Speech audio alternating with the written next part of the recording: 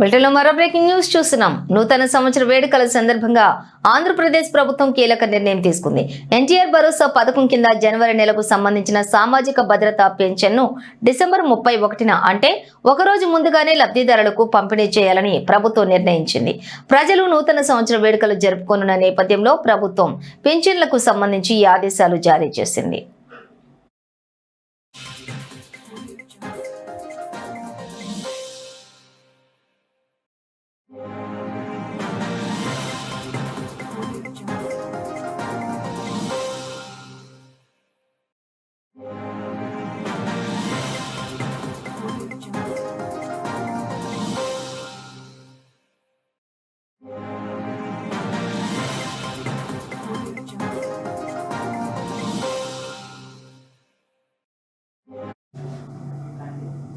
ఇక పింఛన్లకు సంబంధించినటువంటి నగదును డిసెంబర్ 30వ తేదీనే బ్యాంకుల నుంచి గ్రామ వార్డు సచివాలయ ఉద్యోగులు విత్డ్రా చేసుకోవాలని ఆదేశాలు జారీ చేసింది. ఈ మేరకు జిల్లా డిఆర్డీఏ పీడీలు అవసరమైన అన్ని ఏర్పాట్లు ముందుగానే పూర్తి చేయాలని ప్రభుత్వం సూచించింది.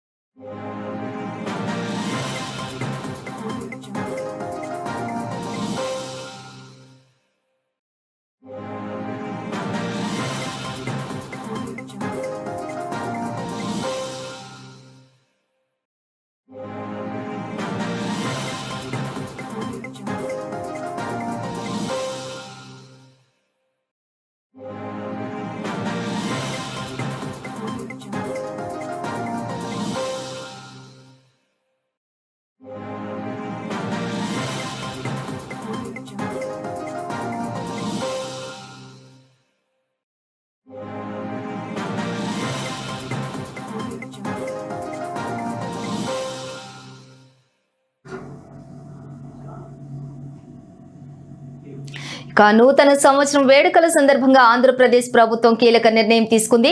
ఎన్టీఆర్ భరోసా పథకం కింద జనవరి నెలకు సంబంధించిన సామాజిక భద్రతా పెన్షన్ డిసెంబర్ 31న అంటే ఒకరోజు ముందుగానే లబ్ధిదారులకు పంపిణీ చేయాలని ప్రభుత్వం నిర్ణయించింది.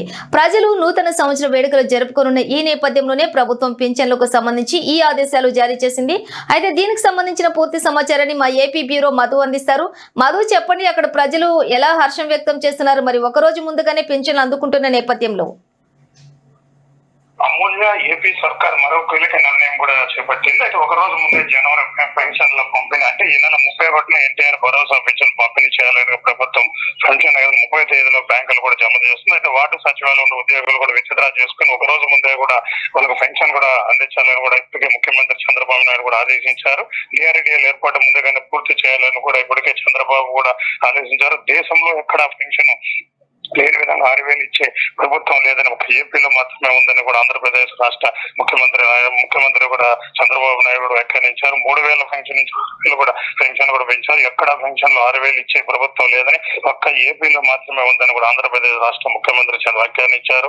3,000 పెన్షన్ నుంచి 6,000 పెన్షన్ గుర్తు చేసి 63,50,000 మందికి ప్రతి నెల 1వ తేదీన ఇళ్లకు వెళ్లి పెన్షన్ కూడా ఇవ్వనున్నారు. ఇది దివ్యాంగులపై కూడా తమ ప్రభుత్వానికి ఉన్న కమిట్మెంట్ ఏదని పేర్కొన్నారు. విభిన్న ప్రభావంతులు కాబట్టి అనేక రంగాల్లో రాణిస్తున్నారు కూడా చెప్పుకొచ్చారు. అయితే తమలపాకు క్షేత్ర విభిన్న ప్రాంతాల దినోత్సవ సభలో చంద్రబాబు కూడా ఆయన మాట్లాడారు. మొత్తం మీద చూసుకుంటే కూడా ఏపీలో ఒకరోజు జనవరి 1 కావడంతో ఒక రోజు వరుసగా 3 రోజులు ఉంటాయి కాబట్టి వైకుంఠ ఏకాదశి, ద్వాదశి, కొత్త సంవత్సరంతో ముందుగానే కూడా పెన్షన్లు ఇవ్వాలని కూడా కూటమి ప్రభుత్వం కూడా ఒక అడుగు ముందు వేసుకుని కూడా చెప్పవచ్చు. ఈ ఏపీలో ఇప్పటికే తీసుకున్న పెన్షన్ వికలాంగులు కానీ అటు వృద్ధులు కానీ ఇప్పటికే సంతోషిస్తున్నారు. అయితే కూటమి ప్రభుత్వం వచ్చిన తర్వాత ఇది ఒక కీలక రాయని కూడా చెప్పొచ్చు. అయితే 33,000 కోట్లు కూడా ఖర్చు అవుతుంది. దీనికి 59% మంది మహిళలు ఉన్నారని కూడా చంద్రబాబు కూడా చెప్పారు. అయితే సూపర్ 6 పథకాలు సక్సెస్ చేసిన ఘనత ఎన్డీఏదే ఉంటుందని కూడా చంద్రబాబు నాయుడు కూడా వ్యాఖ్యానించారు. పెన్షన్ ఏపీ కంటే రాష్ట్రం ఎక్కడా కూడా ఈ పెన్షన్ ఇవ్వలేదు కాబట్టి మన ఏపీనే మన ముందడుగుగా ప్రకటించారు. మహిళలకు కూడా